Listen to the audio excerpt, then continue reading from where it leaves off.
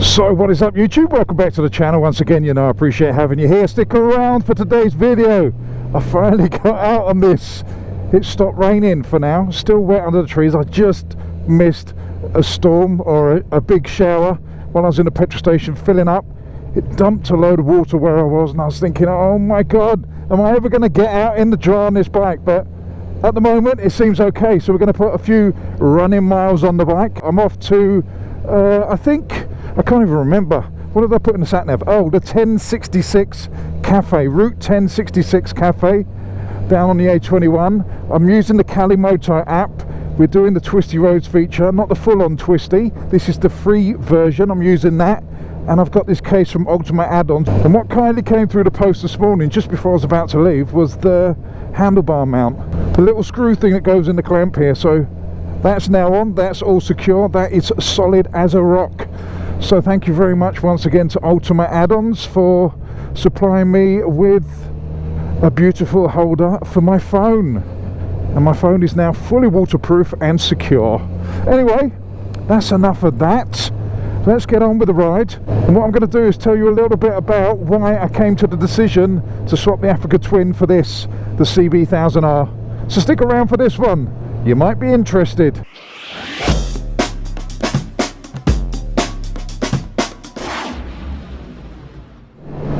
Thank you very much for sticking around, really appreciate it.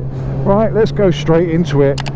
Why did I buy the CB1000R? Right, to be honest, it was a toss-up between a few bikes when I was deciding what to buy. It was this, the CB1000R, the Plus model, with the quick shifter and all the other little bits.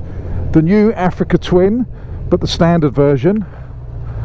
And I was also looking at the Harley Lowrider, so a few people were right. And also I looked at the Adventure GS, the 1250 Adventure, the big one. But I ended up with this. The initial thought was, right, let's do a budget. While I was on lockdown, while I was ill, when I had the old COVID-19, I was sitting at home doing nothing. So I thought I'd crunch the figures and see what it's like about getting a new bike. And the figures worked out favourably if I could do a proper deal on a bike.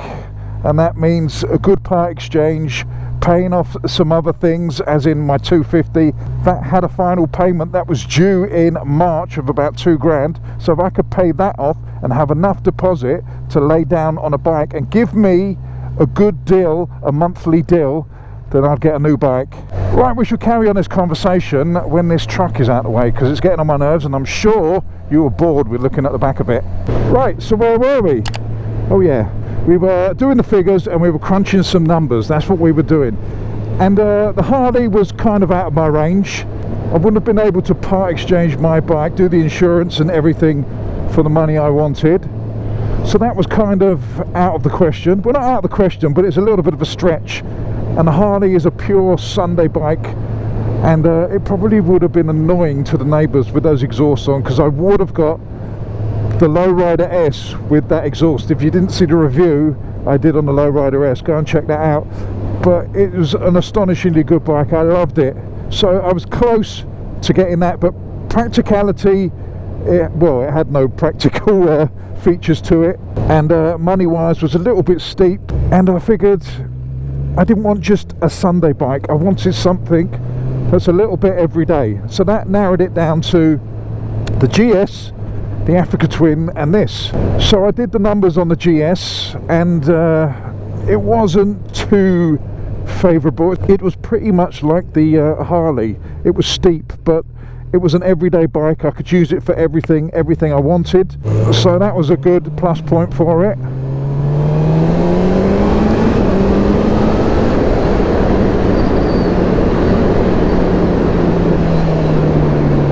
Right, I've got to do a U-turn. I got excited then, I saw this road and went up it. Turn around. Nope, don't want to go on a puddle. Right, so where were we? We were at the GS, and that was a little bit out of my price range, plus the dealer is a little bit far away and they're not going to give me the part exchange that I wanted. So that kind of narrowed me down and put me back into the Honda category, because Dobles Motorcycles always sort me out. They do me a good deal because I do a lot of the test rides for them, so that sways me to Honda. Yeah, I know I sound like a bit of a Honda fanboy, and I am. The build quality is astonishing. It's probably BMW, Honda, and maybe Triumph are now up there with build quality. So I tend to go there. Talking of Triumph, I did look at the 900 Rally Pro. I went and I only sat on it, I didn't ride on it, and it just felt a little bit small. Says coming to the CB1000 from a Africa Twin. That doesn't make sense, does it? I mean, in the adventure category, it felt a little bit small, and the dealer wasn't exactly 100% receptive in, I don't know, just dealing with me, I suppose. So again, that knocked me back to Honda, because I went in the dealer years and years ago, Dobles. I don't promote them because they just give me bikes. I promote them because they do me a good deal, and they've always looked after me over the years. Even before I was doing YouTube, they looked after me. So anyway, so that was a brief encounter on the Rally Pro. And while we're talking adventure, I did look at the T7 as well, the Yamaha Tenere, and I felt that was kind of a step down. Better for off-road, but kind of a step down in the adventure market. I would have kept the Africa Twin 100% over that. And I've also got the 250 for off-road, for green laning, so I don't have to worry about the dirt stuff. I can still go and do that. So we're now down to Africa Twin and a CB1000R. And again, I did figures on both. God, it's slippery under here. I forgot I'm not on an adventure bike. I'm on a street bike now. So we did the figures on both, and both were in my favour. We could do the deal, and I couldn't decide which one. The easy option would have been go for Africa Twin, because I'm used to it and I like it and I know everything about it. It felt comfortable, it felt natural. I like the TFT screen. I like everything about it, apart from the fact it's got tube tyres. I wasn't going to get the Adventure Sport. That was a bit out of my price range, 18.5 grand, because I would have spec'd it up fully. It was not the sort of thing I wanted. I wanted it for kind of touring and a little bit of fun as well. So that's why I went for the standard version. I hope that makes sense.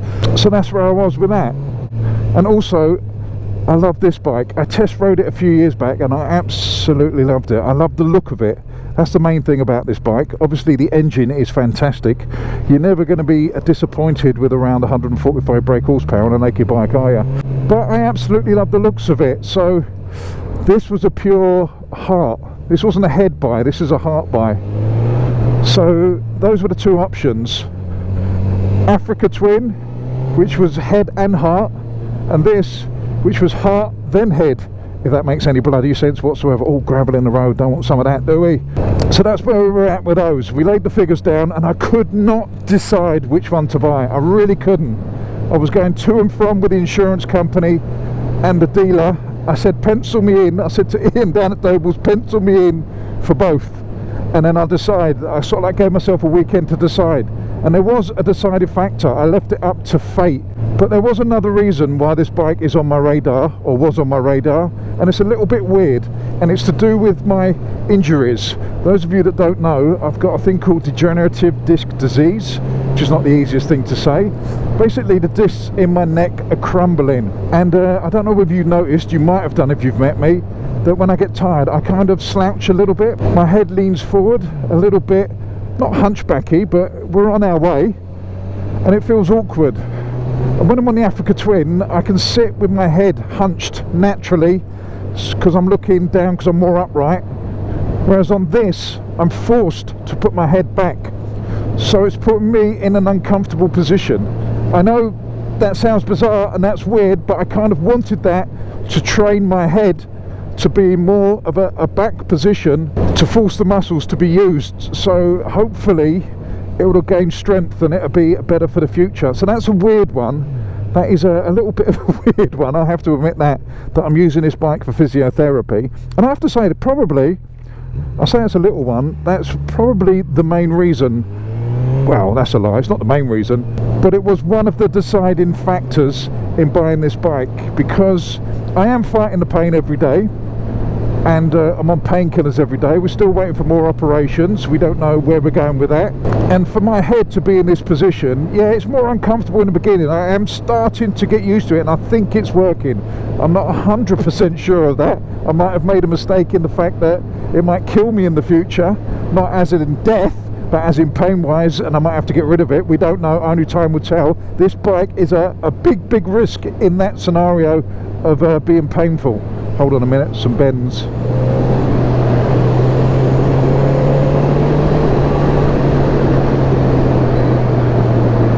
So we're taking a risk with that one, basically. We are taking a risk, but you've got to risk it for a biscuit, as they say. And also the other pros of this bike is, one, I really like the look of this. I come out of the house and I look at it and I think, yeah, I've 100% made the right decision looking at it. My body doesn't quite feel I've made 100% the right decision just yet because of the comfort, but I am slowly getting used to it. I've put a gel seat on it, or gel cover, just to ease my poor booty for a little while until I get used to the position.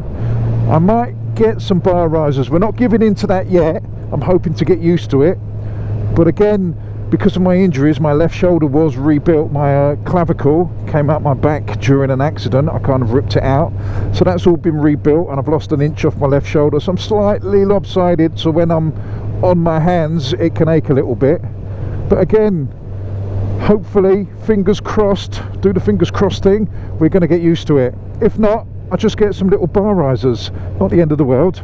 I did do my research on this as well, and I found a few places that do little bits of luggage and some touring stuff and some little bits like that, because I figured I'm still going to plan on doing some of the journeys I was going to do, i.e. Scotland and things like that, and obviously I haven't got the Africa Twin now, so I'm going to have to do it on this. So I did make sure that there was some touring stuff available, so I'm not going to be left in the lurch. And also I wanted a bike with a quick shifter, and this quick shifter is absolutely amazing. So that's on this bike. On the Africa Twin, as I said, everything ticked every single box except the something different box, and I wanted a little bit of a challenge. I wanted a little bit of something different, because I don't know in 5 years whether I'm going to be able to ride something like this. I don't know whether the injuries and the pain's going to take over. So that's another factor. In 5 years time I might be forced into pure upright bikes. I mean, that's not a bad thing. I do love adventure bikes. You know how much I love my Africa Twin, so it's not going to be the end of the world if I get forced back onto one of those. But I kind of saw this as an opportunity. But right up until the last weekend of buying this bike, I was buying the Africa Twin. I was going to get it, and I left it up to fate. And the fate thing I left it up to was the insurance company. We're having problems with my bikes, my selection of bikes, let's say.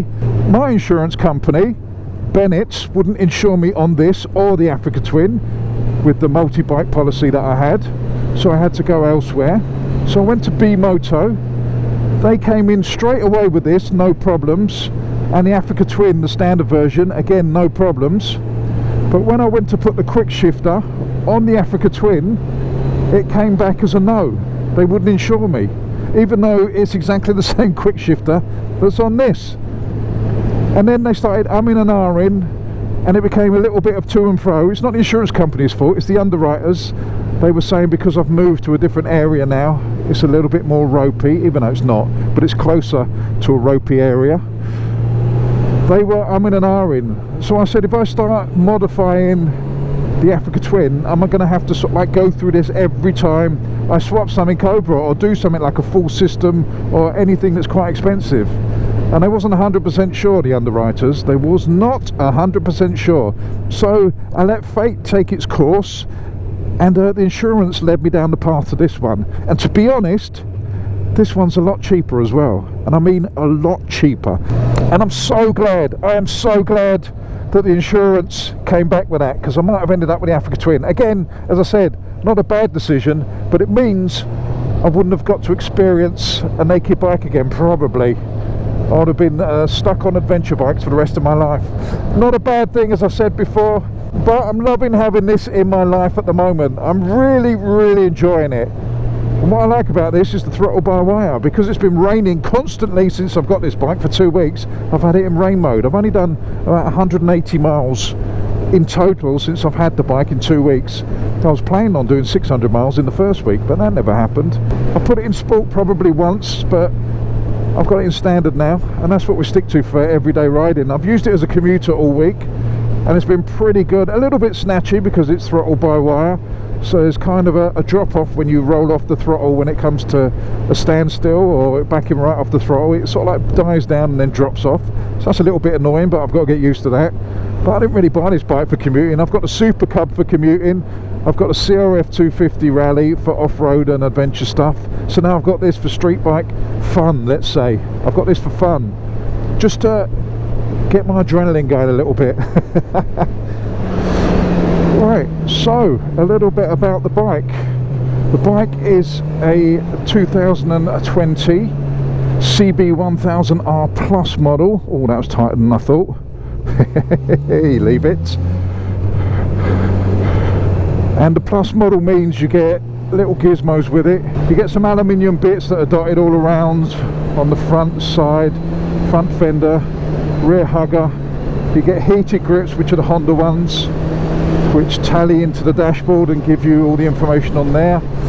And also the main thing is you get the quick shifter. You get an up and down quick shifter, and I absolutely love it. I wasn't sure if I wanted the quick shifter, but I thought, in for a penny, in for a pound, let's do it. If I don't like it, I can always use the clutch. And I've got to say, I hardly use the clutch anymore, and it is absolutely brilliant. Even when you're poodling around, as long as you've got the throttle open slightly, you can use the quick shifter, and it's quite smooth. So there you go, that's why I've got this bike. I hope it explains it all to you. If not, you can always ask a question down in the comment section. I don't mind answering any of those, but only time will tell whether I've made the right decision. When I'm on a long journey, it's pissing down with rain, and I'm in the middle of nowhere and it's cold, I might not be so happy. But in the moment, in the dry, on country lanes, I'm absolutely loving it. I think it's an absolutely fantastic bike. It's brilliant. So the modifications I've done to it so far are zero. I haven't done anything apart from, well, it's not zero if I'm going to say apart from, is it? I mean, I've got a gel seat on it, and I've got this Ultimate add-ons waterproof case, but apart from that, I haven't done anything. I'm hoping to do some things in the near future. At the moment, I'm not that fussed. I quite like it as it is, but in all honesty, I probably will change the exhaust. I'm not sure if I'm going to go full system yet, or just an end can. Probably just an end can to start with, see how it goes, and then maybe a full system later on in the year, or maybe early next year. I'm not sure, not 100% sure with that one. Other modifications, as I said, maybe bar risers depending on how my wrists and shoulder feels. I've got a tail tidy ready to go on the back, but in all honesty, I don't mind this number plate holder on the rear wheel. I don't mind it at all, and it does a good job of keeping the rain off your back. I've heard that if you take it off and use the tail tidy, you get soaking wet in the rain, or if you've got wet roads, and I don't really want that because I ride in most weathers. So that's not a thing I want. I don't want to stripe up my back when it's not raining just because the road's wet. So I might hold off on that, see how I get on with the number plate holder as it is. Some people like it, some people don't. I actually don't mind it, but the beauty is when you're on the bike, you can't actually see it, so it doesn't really matter, does it?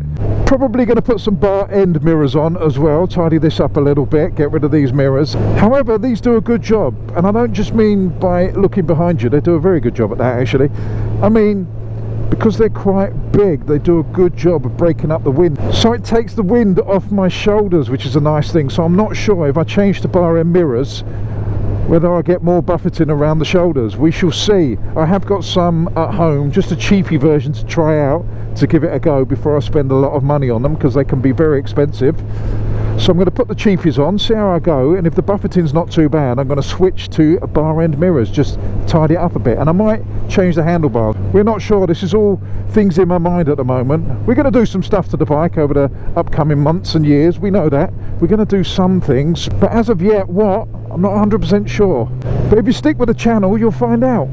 As I said, I'm just following this Kalimoto app at the moment, going down to Route 1066 Cafe. We're going to go and grab a coffee, I think, but we're going to enjoy these lanes in the meantime.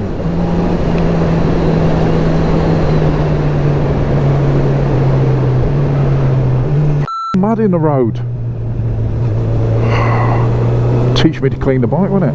The only time I felt really uncomfortable on this bike, to be honest, is when I'm commuting. Stop-start traffic.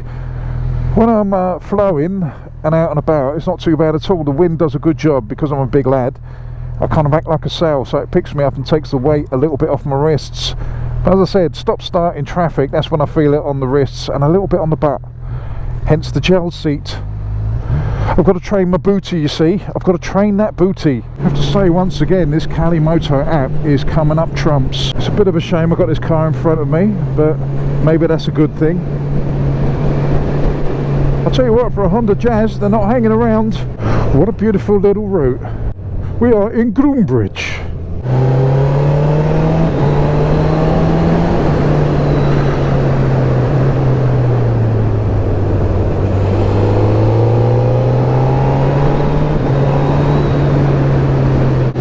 beautiful route, what a beautiful day. It could be warmer, could be a lot warmer. It's only about 18 degrees today, so I'm feeling a little bit of a chill around the old nether regions. I'm used to a bit more protection on the Africa Twin. Obviously this has 0, so me go now to get a little bit chilly. It says here we've got 25 minutes to go.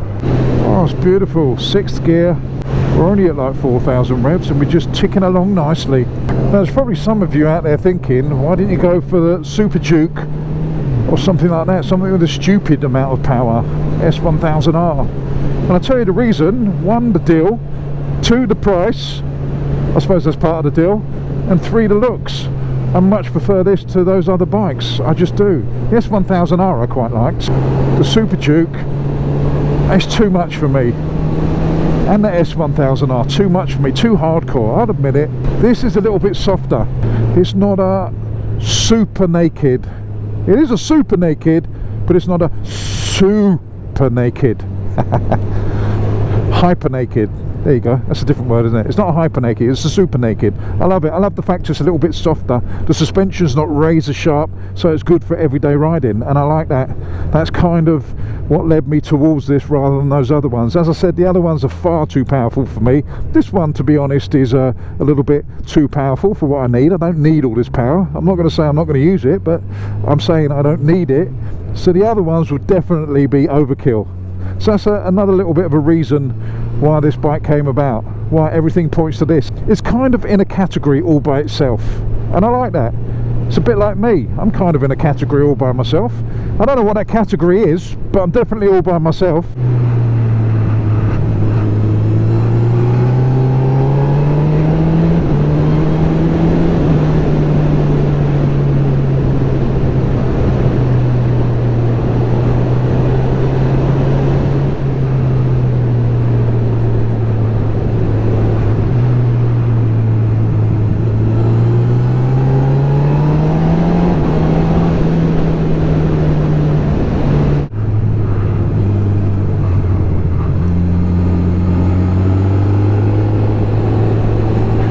Watch out for little twigs in the road.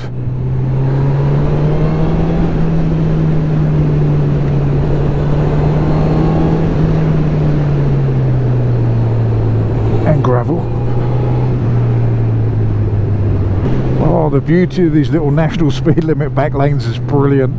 You can have your fun and you're not breaking the law at all. It's a fantastic thing. Look out for these back roads. That's why I wouldn't want a super sports bike, one with real harsh suspension. 8 minutes till we get there, and I haven't gone on one really boring road yet. It's brilliant.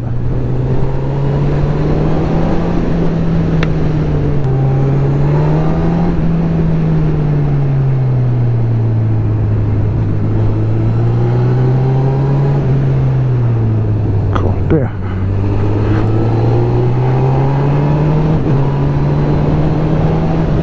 Of foliage. Right, we've got 1 mile to go. It's brought us out onto the A21 1 mile away. So all in all, that was a pretty good route. I enjoyed that.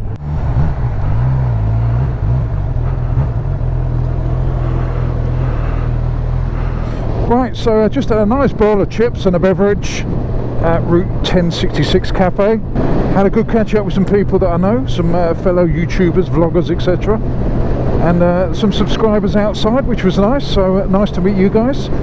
The clothing and accessory store, she'll be opening on the 18th of July. She'll leave the details down below in the descriptions box. I'm not sure if they've got a website up and running yet. If they have that, it'll be down there, and also Instagram and stuff like that. Go and check that out, and hopefully you can get down there for the 18th when it opens. Sorry, I've got Kalimoto in my ear here. I don't know where I'm going. Right, so yeah, it's nice to catch up with Hold Your Fire. Once again, I shall put his Instagram, etc. and stuff like that down in the descriptions box, so go and check him out. The shop was kind enough to give me some stickers while I was there. I had a brief look round, quick look round, sneak peek, so to speak, and it looks really, really good. I have to say, I'm very impressed. Last time I was there, it was a shell. Last time I was down at Route 1066 Cafe, I was with Bruce, Mr. Teapot One, and we had a sneak look then before COVID, pre-COVID, and it was a bit of a shell. But now, He's worked really hard. The boys down there worked really hard, and the clothing store is coming along. It shall be spot on for its opening on the 18th of July. He's also given me a t-shirt, which I shall put on the screen now with the logo. So that's very kind of him. Thank you very much. Really appreciate it. I shall wear that with pride, my friend. Bloody trains, bane of my life. Always holding me up one way or another.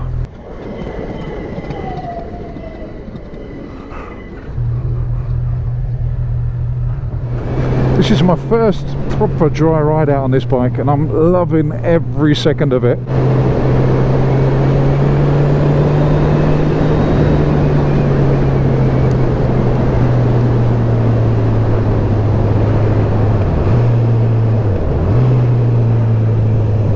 Oh, who puts drains in the middle of a bend?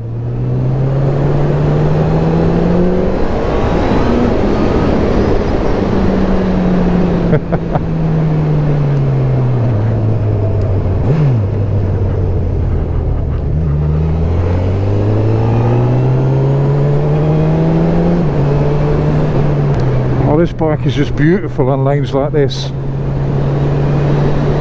It's absolutely perfect.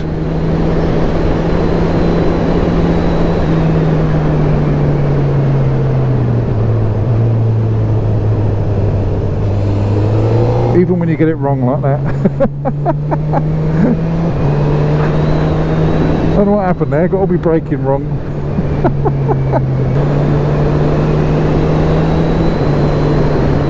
It's nice, I'm just short shifting, we're not even blasting, we're taking it nice and smoothly. Alright, let's slow down, don't want to end up through their front door. Oh, I'm really enjoying this. These A-roads, this bike's lovely on us. When the tarmac is smooth like this, it comes alive. It doesn't, it comes into its own, it doesn't even come into its own. It's very nice to ride, that's what it is. I know what I'm talking about. Don't doubt me. Don't ever doubt me. What's up, my dead people friends? How you doing? Rest in peace. Anyway, on that note, we shall end the video here. Thank you very much to the guys down at 1066, the Route 1066 CAF down there for the food, and to the guys in the shop at the back there, Hold Your Fire, and the rest of the gang. Thank you very much for the merch. Really appreciate it. If you can get down there, 18th of July, they are opening. So go and say hello. Don't forget to subscribe, to like, to share, to do all those things that you need to do. Also hit that notification bell so you guys can get the drop on these videos. Thank you very much for watching, really appreciate it. I shall see you on the next one. Don't forget to leave a comment in the comment section below. And on that note, you know I love you all. Stay safe. Fish out. Get all your bags, get out my house. I don't want your stuff around. I never did you wrong, but you did me wrong. So go ahead, get gone. Get all your bags, get out my house. I don't want your stuff around. I never did you wrong, but you did me wrong. So go ahead and get